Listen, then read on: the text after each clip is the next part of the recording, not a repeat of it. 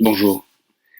Il y a quelques jours, Jean-Laurent Cochet est décédé et j'ai passé ces derniers jours à lire beaucoup de choses que j'avais découvertes avec lui, à me remémorer beaucoup de moments. Et on était juste avant Pâques et la fête de Pâques était une de celles qu'il affectionnait particulièrement, je crois. Et je me suis souvenu d'un texte de Peggy que j'avais donné en cours, il y a donc pas mal de temps maintenant.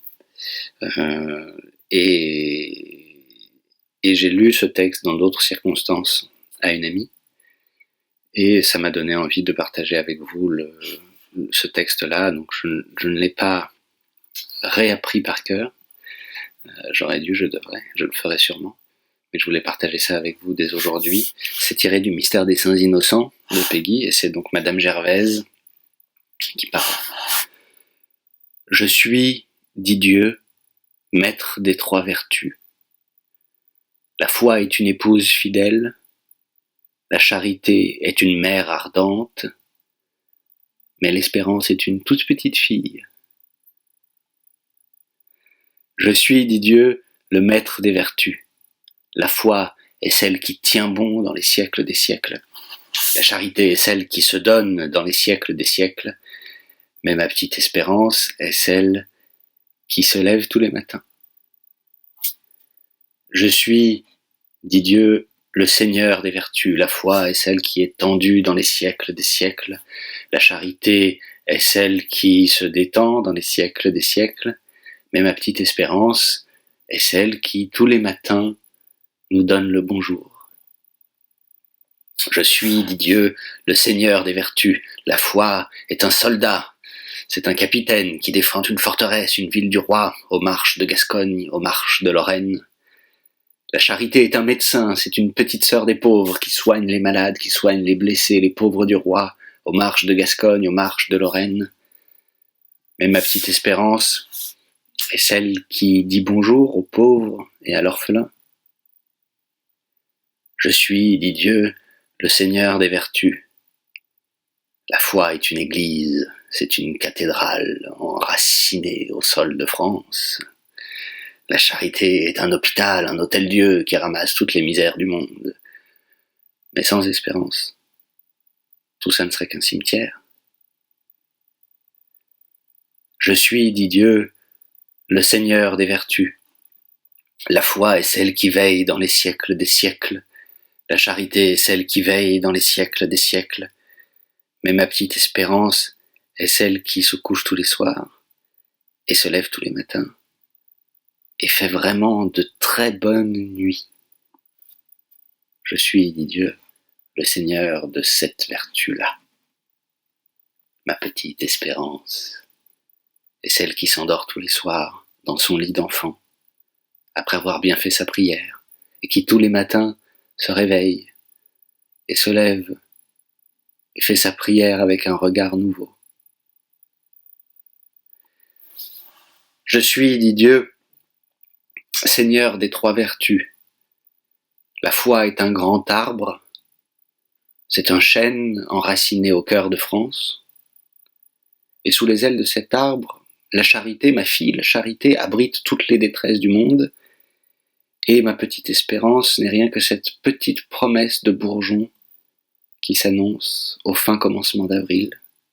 Et quand on voit l'arbre, quand vous regardez le chêne, cette rude écorce du chêne, 13 et 14 fois et 18 fois centenaire, et qui sera centenaire et séculaire dans les siècles des siècles, cette dure écorce rugueuse et ces branches qui sont comme un fouillis de bras énormes, un fouillis qui est un ordre, et ces racines qui s'enfoncent et qui empoignent la terre comme un fouillis de jambes énormes, un fouillis qui est un ordre. Quand vous voyez tant de force et tant de rudesse, le petit bourgeon tendre ne paraît plus rien du tout. C'est lui qui a l'air de parasiter l'arbre, de manger à la table de l'arbre, comme un gui, comme un champignon. C'est lui qui a l'air de se nourrir de l'arbre. Et le paysan les appelle des gourmands. C'est lui qui a l'air de s'appuyer sur l'arbre, de sortir de l'arbre, de ne rien pouvoir être, de ne pas pouvoir exister sans l'arbre. Et en effet, aujourd'hui, il sort de l'arbre. à l'aisselle des branches, à l'aisselle des feuilles, et il ne peut plus exister sans l'arbre. Il a l'air de venir de l'arbre, de dérober la nourriture de l'arbre. Et pourtant c'est de lui que tout vient, au contraire. Sans un bourgeon qui est une fois venu, l'arbre ne serait pas. Sans ces milliers de bourgeons qui viennent une fois au fin commencement d'avril et peut-être dans les derniers jours de mars, rien ne durerait. L'arbre ne durerait pas et ne tiendrait pas sa place d'arbre. Il faut que cette place soit tenue. Sans cette sève qui monte et pleure au mois de mai, sans ces milliers de bourgeons qui pointent tendrement à l'aisselle des dures branches, il faut que toute place soit tenue. Toute vie vient de tendresse, toute vie vient de ce tendre, de ce fin bourgeon d'avril, et de cette sève qui pleure en mai, et de la ouate et du coton de ce fin bourgeon blanc qui est vêtu, qui est chaudement, qui est tendrement protégé d'un flocon, d'une toison, d'une laine végétale, d'une laine d'arbre. En ce flocon cotonneux est le secret de toute vie. La rue des Corses a l'air d'une cuirasse en comparaison de ce tendre bourgeon, mais la rue des Corses n'est rien que du bourgeon durci, que du bourgeon vieilli. Et c'est pour ça que le tendre bourgeon perce toujours, jaillit toujours dessous la dure écorce. Sans ce bourgeon qui n'a l'air de rien, qui ne semble rien, tout cela ne serait que du bois mort, et le bois mort sera jeté au feu. Ce qui vous trompe, c'est que cette rue des Corses vous écorche les mains. Ni de l'épaule vous ne pouvez faire bouger le tronc d'un millième de millimètre, ni du pied vous ne pouvez faire bouger une de ces grosses racines d'un millième de millimètre, ni de la main une seule de ces grosses branches, et c'est à peine si vous ébranleriez quelques-unes de ces petites branches, si vous les feriez balancer, au lieu que le bourgeon ne résiste point sous le doigt, et d'un coup d'ongle, le premier venu vous fait sauter un bourgeon, qui, développé, vous ferait une branche plus grosse que la cuisse. Car il est plus facile, dit Dieu, de ruiner que de fonder, et de faire mourir que de faire naître, et de donner la mort que de donner la vie.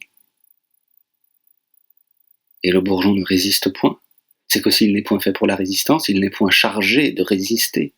C'est le tronc et la branche, et cette maîtresse racine qui sont faits pour la résistance, qui sont chargés de résister. Et c'est la rue des Corses qui est faite pour la rudesse, et qui est chargée d'être rude.